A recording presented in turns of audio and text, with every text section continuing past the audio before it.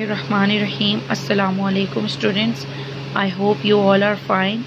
I am your teacher Miss Farha Jameel. Students, our last topic was consolidation of the state and search for a constitution 1947 to 58. Now we are going to start our next topic, early problems of Pakistan. It is on page number 93 and the first heading of this topic is unjust division of Radcliffe یعنی red کلف کی غیر منصفانہ تقسیم.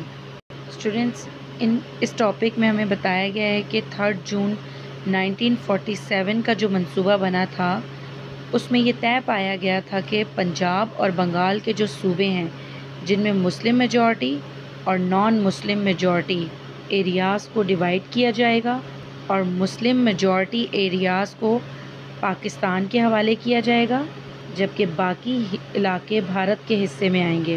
تو بچوں یہ طے پایا گیا کہ ایک باؤنڈری کمیشن بنایا جائے گا جو اس ڈویژن کا کام کرے گا. تو بچوں اس کام کے لیے سر ریڈ کلف جو کہ انگلش لا ایکسپرٹ تھے ان کو منتخب کیا گیا.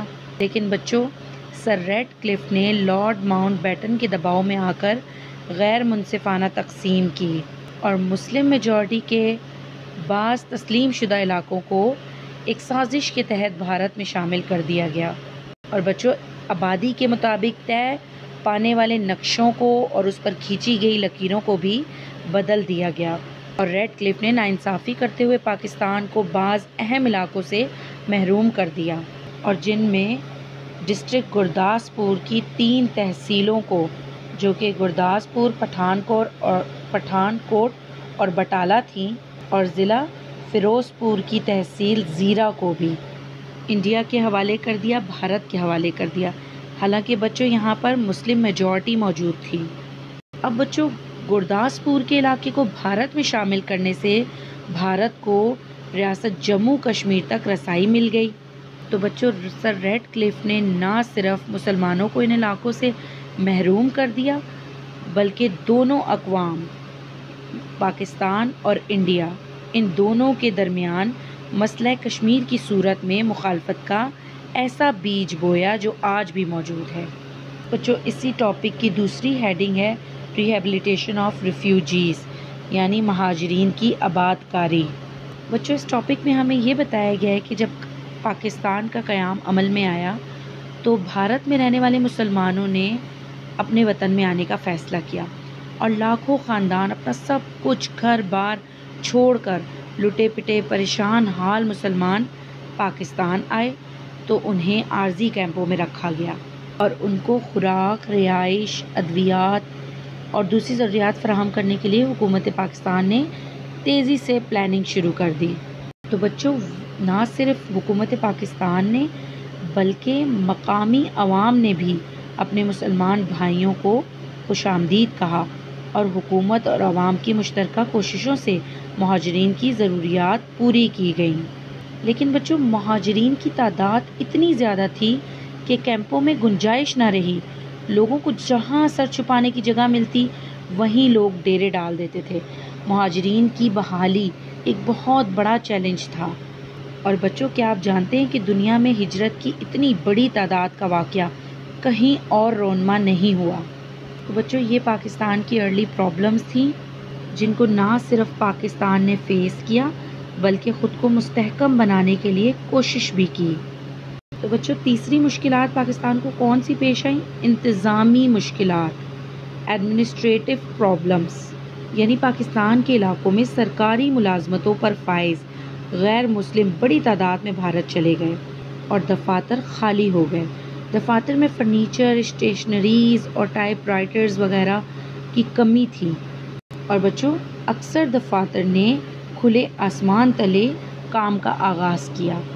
اب ہندوؤں نے بھارت جاتے ہوئے دفتری ریکارڈ بھی غائب کر دیا جس کی وجہ سے دفاتر میں کام کرنے والوں کو دشواریوں کا سامنا کرنا پڑا. اب بچوں چوتھی مشکل پاکستان کے لیے اثاثوں کی تقسیم تھی، ڈسٹریبیوشن آف ایسٹس. بچوں بھارتی حکمرانوں نے پاکستان اور بھارت میں اثاثوں کی متناسب تقسیم میں بھی ناانصافی سے کام لیا اور وہ ہیلوں بہانوں سے پاکستان کو اس کا حصہ دینے سے گریز کرتے رہے۔ انہوں نے پاکستان کی معیشت کو تباہ کرنے کے لیے ہر ممکن حربہ استعمال کیا، اور بچوں انہوں نے پاکستان کے حصے کے اثاثے روک لیے۔ بچوں یونائٹڈ انڈیا کے ریزرو بینک میں تقسیم کے وقت 4 بلین روپے موجود تھے، اور یہ رقم دونوں ممالک میں بانٹی جانی تھی۔ اور بچوں پاکستان کا پروپورشنل شیئر اس وقت 750 ملینز تھا، یعنی تناسب کے لحاظ سے پاکستان کا حصہ 750 ملین روپے تھا۔ لیکن بچوں بھارت یہ حصہ دینے پر آمادہ ہی نہیں تھا، لیکن پاکستانیوں کی مسلسل ڈیمانڈ پر اور انٹرنیشنل لیول پر اپنی ریپوٹیشن برقرار رکھنے کے لیے بھارت نے پاکستان کو 700 ملین روپیز دے دیے تھے، لیکن بھارت نے اب تک 50 ملین روپے پاکستان کو نہیں دیے۔ اور اسی حوالے سے بچوں نومبر 1947 میں دہلی میں دونوں ممالک کے نمائندوں کی میٹنگ بھی ہوئی تھی، اور اس میں معاہدہ ہوا تھا کہ دونوں ممالک نے اس معاہدے کی توثیق بھی کر دی تھی، لیکن معاہدے پر آج تک عمل درآمد نہیں ہو سکا۔ تو بچوں آج کا ہمارا سبق یہیں تک تھا۔ آپ نے ان چاروں ہیڈنگز کو اچھی طرح سے پڑھنا ہے اور یاد کر لینا ہے۔ بچوں ہم اپنے اگلے سبق میں باقی کی پاکستان کی مشکلات کے بارے میں پڑھیں گے کہ پاکستان کو اپنے ابتدائی دور میں کن مشکلات کا سامنا کرنا پڑا۔ اپنا بہت خیال رکھیے گا۔ اللہ حافظ۔